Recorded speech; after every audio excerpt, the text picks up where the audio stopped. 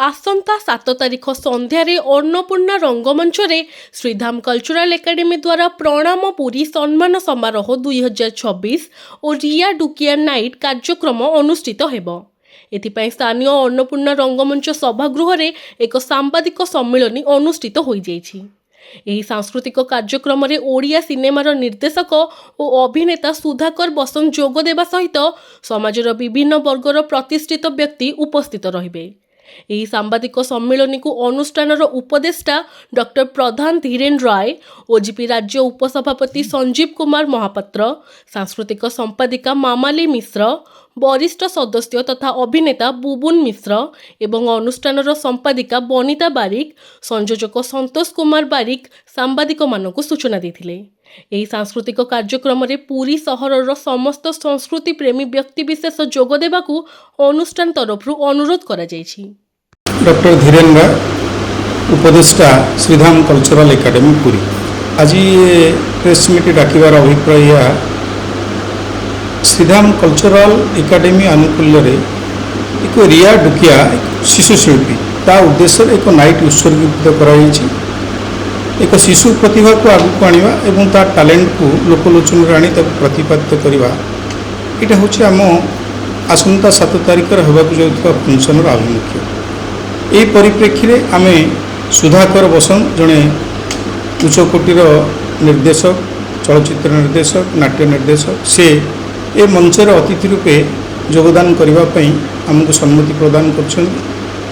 बड़ कथा ता व्यतीत विभिन्न प्रतिष्ठा अर्जन करथिबा नाट्य जगत रे, फिल्म जगत रे एवं ई संस्कृति जगत रे थिबा प्रतिष्ठित व्यक्तित्व माने मंचरे मंचासीन होगा सम्मति प्रदान कर। राजनेता ठू आरंभ कर संस्कृतिविद मान तेणु यही शिशु प्रतिभा उद्देश्य जो नाइट शो करा गोटे समाज को वार्ता आम देवा चाहूँ। छोट छोट प्रतिभा को ये अनुष्ठान आगू आणव एवं ताकू लोकादृत कर अलग छोट पिला माने जो माने अच्छे से आकृष्ट हेबे एवं तांको अभिभावक माने एभली आगू आनी ये कार्यक्रम रे सामिल होला फल से तार टैलेंट को आम साधारण लोकों पाखे पहुँचापी ये गोटे प्रयास आम अनुष्ठान जारी रही। ये फंक्शनटा को आम चलित 7 तारिख दिन संध्यारे अन्नपूर्णा रंगमंच परिवेशन करा।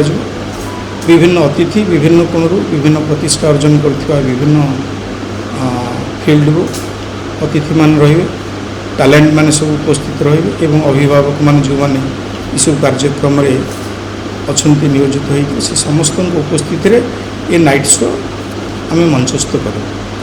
ये गोटे अभिमुख्य आमर छोट पिला मानू शिशु नृत्यशिल्पी जो तार टैलेंट को आम साधारण प्रचार प्रसार करूँ एवं आशा करुचु गणमाध्यम बंधुगण मान एभली कार्यक्रम जदि साधारण लोकों पाखे पहुँचे यहाँ गोटे अन्य शिशुशिल्पी मान प्रति गोटे विराट मेसेज होता गोटे दिन जेहेतु छोट अनुष्ठान टी छोटिया प्रयास होमर आर्थिक अनुदान नहीं, सरकारी स्तर ना, निजे निजे पिला माने जो माने सभ्य सभ्य आछन्ति सेमानंकर अकुंठ अवदान रे ये कार्यक्रम सब चलुची।